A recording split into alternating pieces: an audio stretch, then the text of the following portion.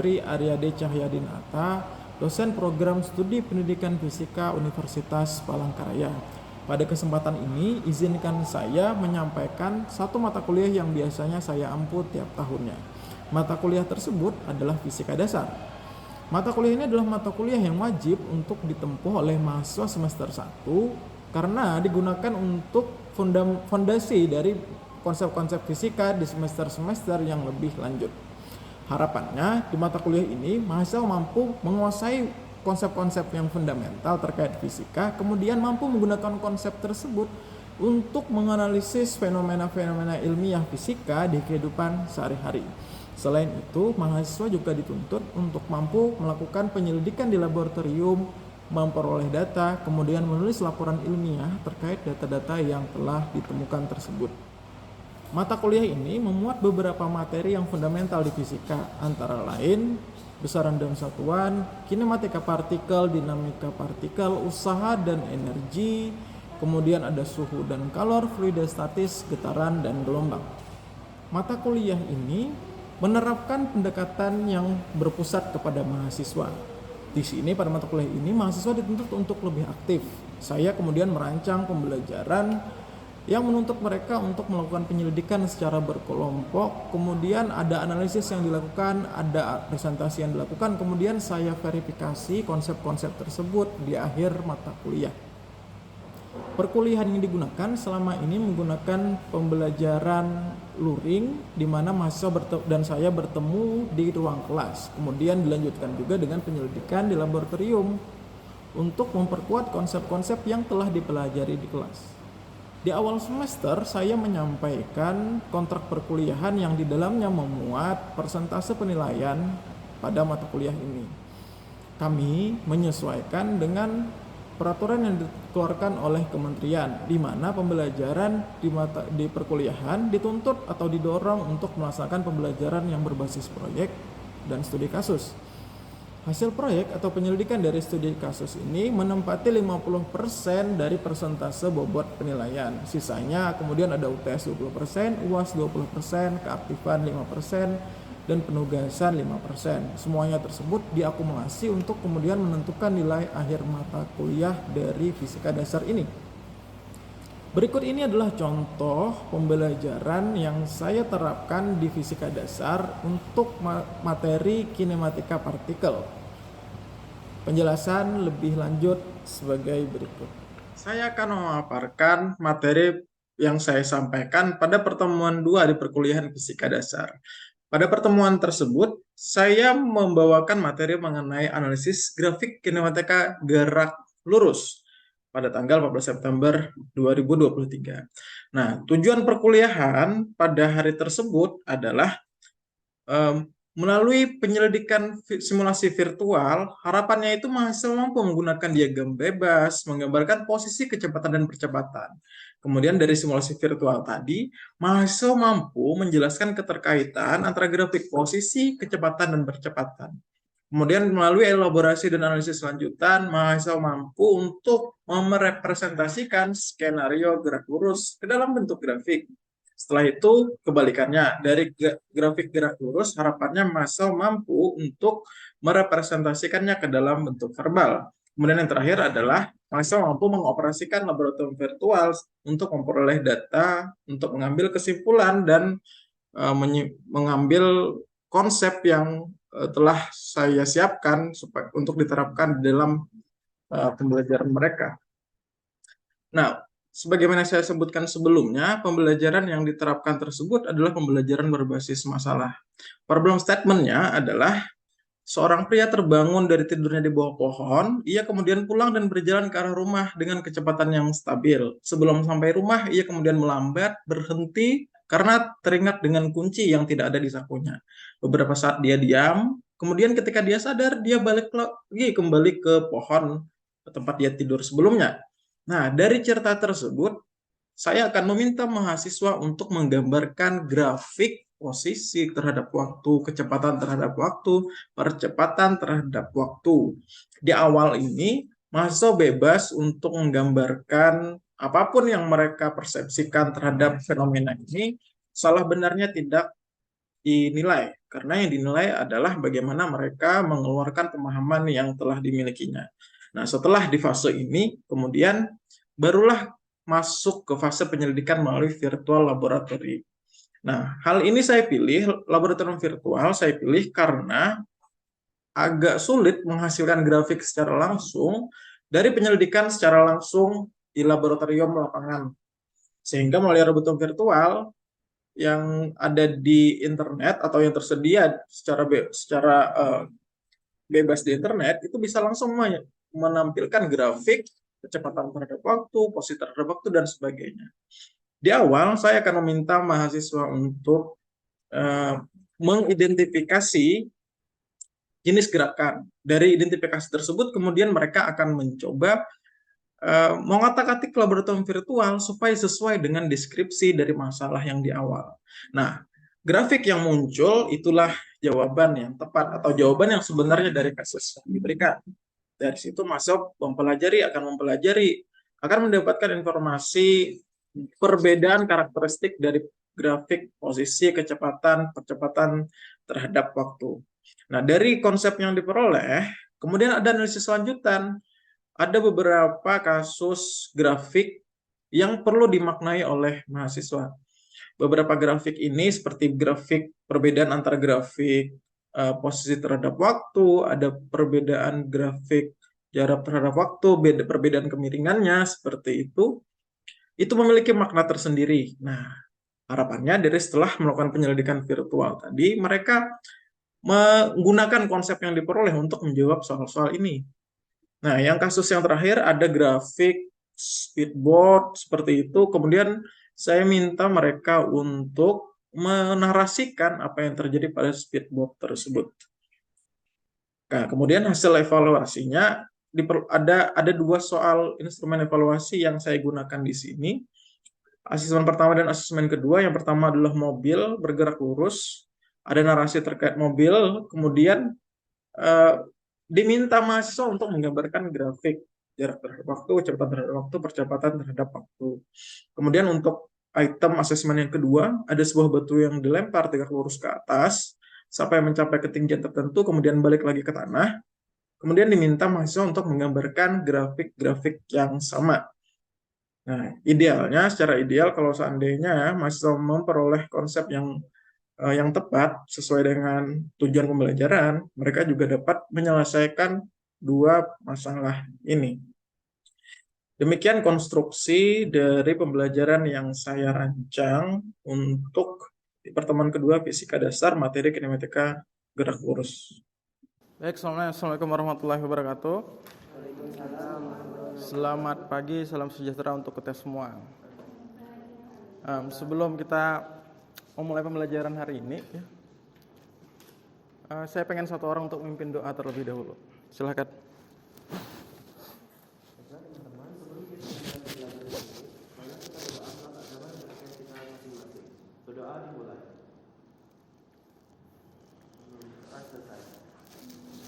Oke. Nah, minggu kemarin kita belajar apa sudah? Kinematika gerak. Tepatnya bagian apa yang kita pelajari minggu kemarin? GLB. Ada GLBB dikit. Nah, hari ini kita akan lebih dalam mempelajari tentang grafik di gerak lurus beraturan, gerak lurus berubah beraturan gitu. Nah, kenapa saya minta kalian bawa laptop kemarin? Karena kita akan melibatkan simulasi virtual kayak minggu kemarin. Minggu kemarin kan cuma saya nyoba. Hari ini kalian sendiri yang harus nyoba. Nah, di sini kalian nanti akan menggunakan diagram bebas untuk menentukan percepatan-kecepatan. Kalian akan mengalami sendiri. Kemudian melalui simulasi virtual gitu, kalian juga tahu nih keterkaitan antar tiga grafik ini seperti apa sih? Pertama, terlebih dahulu adalah kita akan bagi kelompok. Silakan bentuk kelompok terlebih dahulu sebelum saya bagikan ini. Di sini saya mau memperlihatkan suatu masalah terlebih dahulu ya. Seorang pria terbangun dari tidurnya di bawah pohon. Ia kemudian pulang dan berjalan ke arah rumah dengan kecepatan yang tetap, kecepatan yang stabil. Sebelum sampai rumah, ia melambat nih. Ketika jalan ke rumah dengan kecepatan stabil tadi, dia melambat, lalu berhenti. Karena dia ingat kunci rumahnya nggak ada. Selama beberapa saat dia diam saja tuh di tempat, sambil raba-raba. Kuncinya ada di saku kah, di celana kah? Kemudian dia ingat, kemudian dia sadar kalau ternyata kuncinya masih tertinggal di bawah pohon. Ia balik arah, langsung lari ke arah pohon dengan percepatan konstan hingga sampai di sana, hingga sampai pohon. Bagaimana bentuk grafik posisi terhadap waktu, kecepatan terhadap waktu, dan percepatan terhadap waktu dari kejadian ini? Kalian gambar aja dulu, selama 5 menit saya kasih waktu.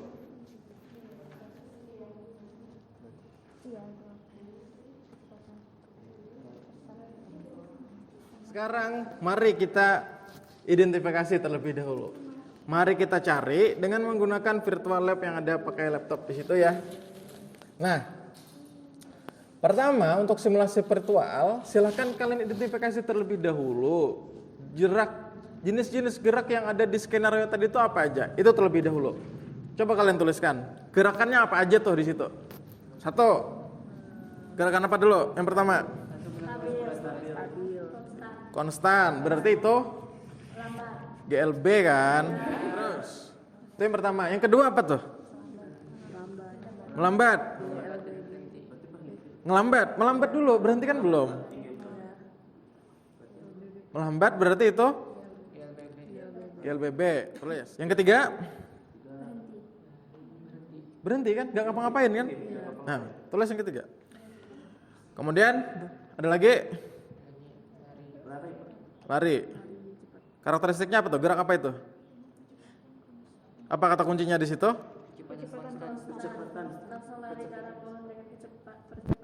Kalau percepatan ada virtual lab yang ada di laptop kalian sudah dibuka semuanya. Yang perlu kita pahami adalah bagaimana memunculkan gerak-gerak tadi di sini, ya kan? Pertama, kita tentu pakai yang chart, ya kan? Kita pakai yang chart.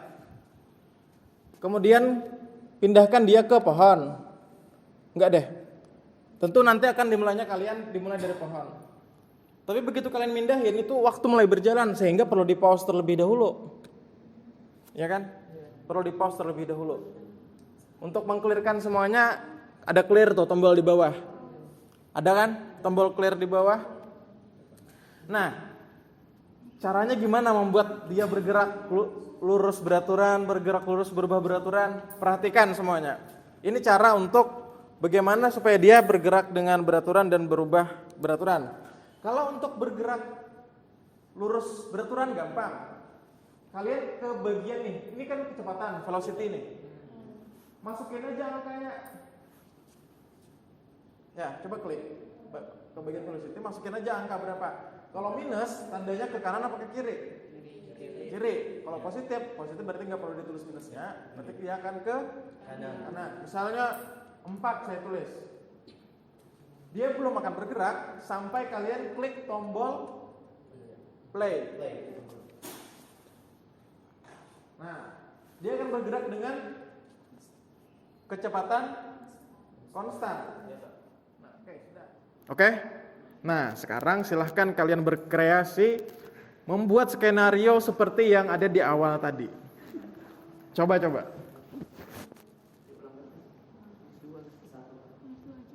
Kenapa? Apa yang minus? Nah, itunya perlambatannya. Perlambatannya boleh, terserah. Kalau yang konstan kan gampang aja ya? Iya.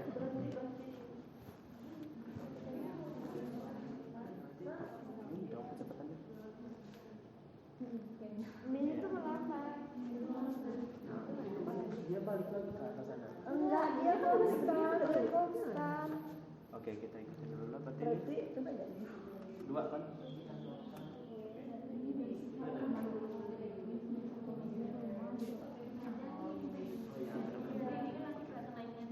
Nanti kita panjangin lah. Ini kan di atasnya itu kan pohon. Yang ini rumah. Itu kan. Berarti dibikin terbalik sama Ngikutin ini aja lah. Maksudnya tuh ngikutin yang di sini aja. Ya sudah, ini yang minusnya di sini berarti Ini yang positifnya. Sudah gitu aja. Oke. Kita lihat grafik yang barusan kalian temukan deh. Sebelum kalian jawab yang tadi barusan, yang pertanyaan analisis tadi. Grafik posisi terhadap waktu. Dari sini sampai sini dia bergerak dengan kecepatan konstan. Sehingga posisinya bertambah dengan jarak yang sama tiap waktunya. Lurus dia ke atas. Pada grafik ini, dari sini ke sini, nilai percepatan berapa? Nilai percepatannya berapa? 0 kan? Kenapa nilainya 0? Kecepatannya stabil. Karena kecepatannya konstan. Gak ada pertambahan atau perubahan kecepatan dia. Makanya 0 di sini. 0 aja dia nih sampai sini. Ya kan? Pada suatu titik dia bergerak melambat. Grafiknya bagaimana? Melengkung ya. Ada lengkungan. Kalau misalnya kita zoom di situ, nah, ada lengkungan di situ ya kan? Ada lengkungan di situ. Lengkungan itu menandakan ini ada beda nih, ada lengkungannya begini, ada yang begini. Nah, lengkungan yang seperti itu ini beda nih. Ini melengkung juga. Cuma ini juga melengkung, tapi beda maknanya lengkungan di sini dengan di sini. Ini melengkung ke arah mendatar seperti ini melengkung ke arah vertikal nih. Melengkung ke arah mendatar seperti itu, dia melambat. Sedangkan di sini melengkung ke arah vertikal. Kan vertikal yang gini kan ya. Nah, sekarang coba kalian jawab yang pertanyaan analisis lanjutan itu, analisis pengayaan. Waktunya 30 menit. Setelah selesai kita presentasi. Untuk bagian yang analisis lanjutan. Coba jawab.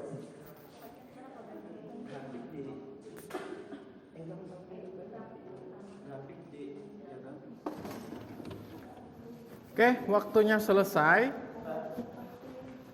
Kelompok 1 coba maju dan jelaskan diskusi kalian tentang yang pertama dulu nih, bagian ini.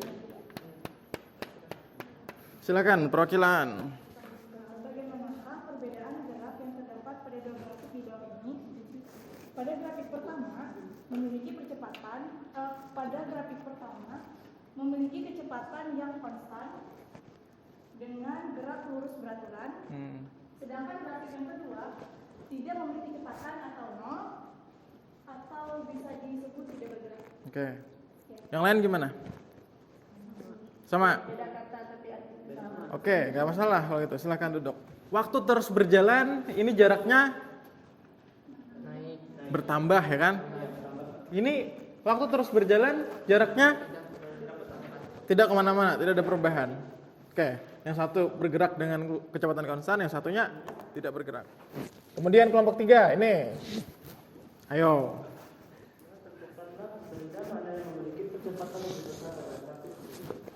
Kecepatan benda yang lebih besar adalah benda Q. Dikarenakan dalam waktu 1 detik, kecepatan benda Q adalah 15 meter per sekon dan ini lebih besar dari kecepatan benda P.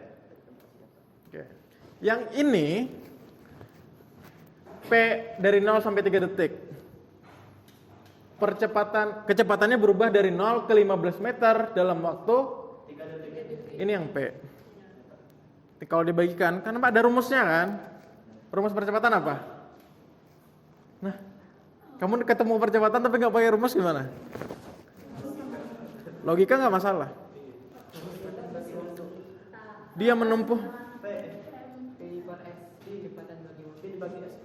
Betul.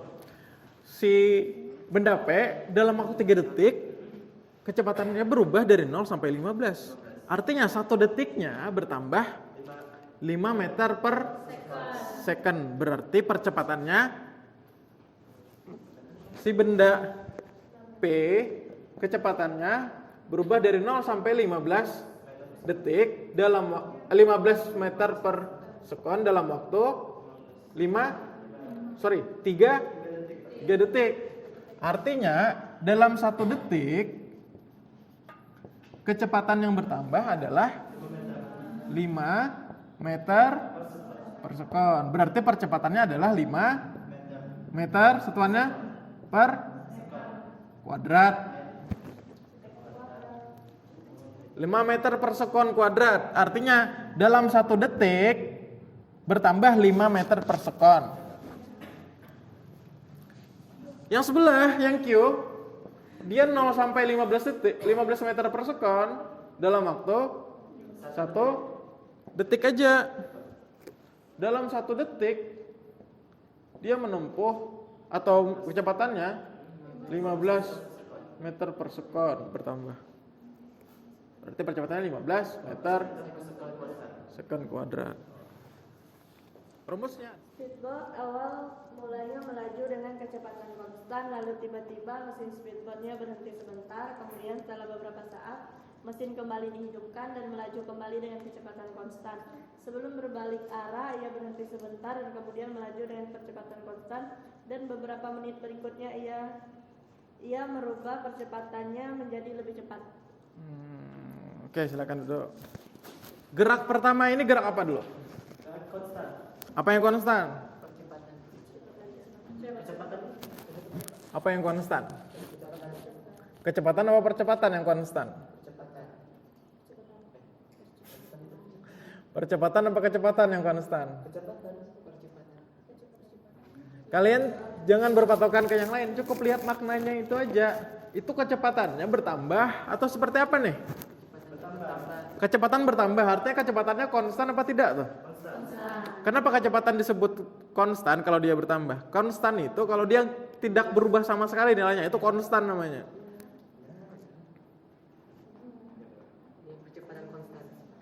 Percepatan konstan.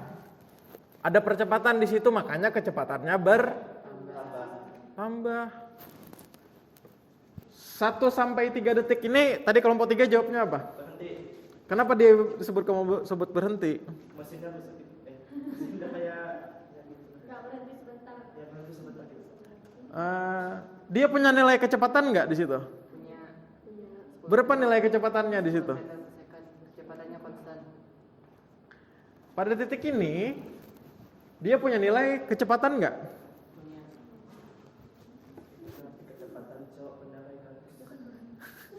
Kecepatan terhadap waktu. Ada nilai kecepatan nggak? Kalau ada kecepatan, dia bergerak apa enggak? Pasti bergerak dulu. Beda kalau misalnya itu grafik posisi terhadap waktu ya. Posisi terhadap waktu tadi kayak di atas nih. Nah ini nih, dia nggak ngapa-ngapain tuh mendatar tuh. Ya, perhatikan. Kalau mendatar seperti ini, ada percepatan nggak? Percepatannya 0. Makanya kecepatannya tidak berubah sama sekali. Oke, kemudian detik ketiga dan seterusnya dia apa yang terjadi itu? Apa yang terjadi? Dia nginjak rem atau narik gas itu? Dari mana taunya dia narik gas? kecepatannya bertambah. Kelompok 3 gimana? Dari detik ketiga kira-kira dia ngapain tuh? Nginjak rem, diem atau narik gas? Detik ketiga. Nah, di rem apa di gas tuh? Di gas. Tahu dari mana dia digas? Karena kecepatannya bertambah dari yang awalnya 10 jadi 25. Nah, sekarang titik poinnya di mana semua salah nih? Apa yang terjadi setelah detik ke-6?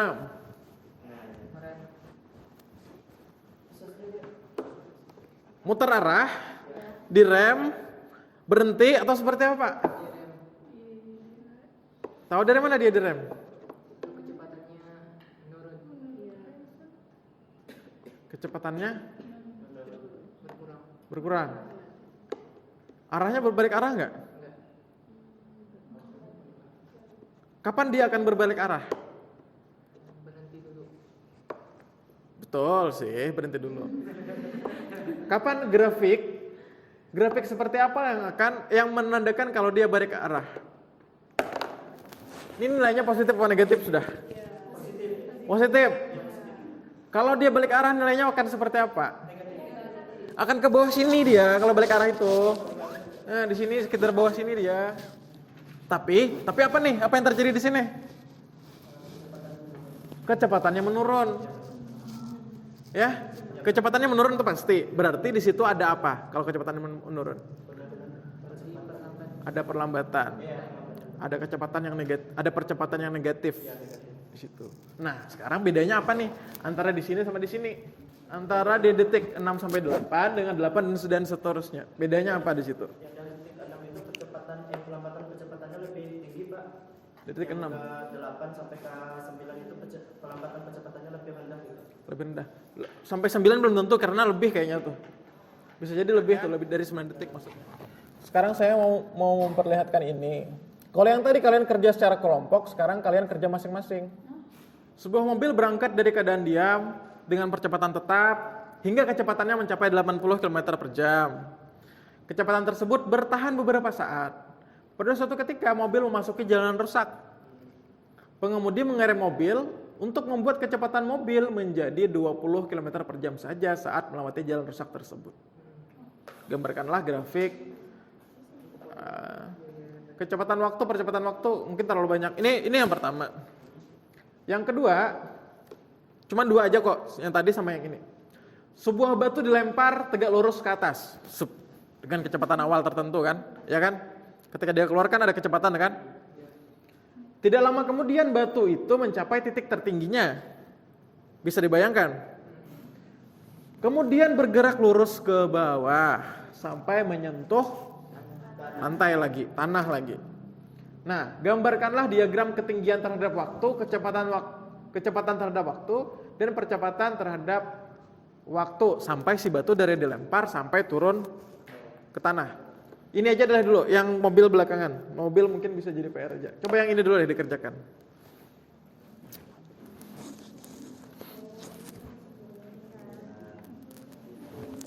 Oke, mungkin waktu kita udah habis ya. Berarti gini aja, kita simpulkan dulu pembelajaran hari ini. Yang ini kita akan jadikan PR. Saat belajar tadi pertama, bagian yang paling menarik bagian mana dulu? Saat kita dari proses jam 7 sampai jam sekarang. Menentukan grafiknya melalui si virtual lab tadi ya kan? Tadi ketika kalian dikasih permasalahan di awal, masih bingung nih gimana nih grafiknya yang dimaksud gitu-gitu kan. Tapi ketika dikasihkan grafik itu, menentukan grafiknya, maka terlihat grafik yang sebenarnya itu seperti apa yang diinginkan. Nah, yang penting itu adalah bagi kalian adalah memahami makna tiap grafik itu seperti apa. Kemudian mana lagi yang sulit, bagian mana yang sulit? Nah, yang tadi yang mudah ya, ini bagian yang menarik bagian sini. Yang sulit bagian yang mana yang sulit? Bagian mengerjakan ininya atau fase diskusinya atau mengubah grafik yang di bagian akhir tadi itu si speedboat? Ya, itu speedboat. Bagian sulitnya speedboat agak sulit ya. Kenapa sulitnya kenapa? Balik arah tadi sama. Oke. Balik arahnya yang bikin keliru ya. Oke, ini udah jam 9 lewat. Oke, mungkin itu pertemuan kita hari ini ya. Semoga bermanfaat untuk kalian semua. Semoga dari yang kalian peroleh hari ini bisa kalian terapkan juga ke PR tersebut. Kalau yang bingung, coba diskusi sama kawannya gimana nih ceritanya.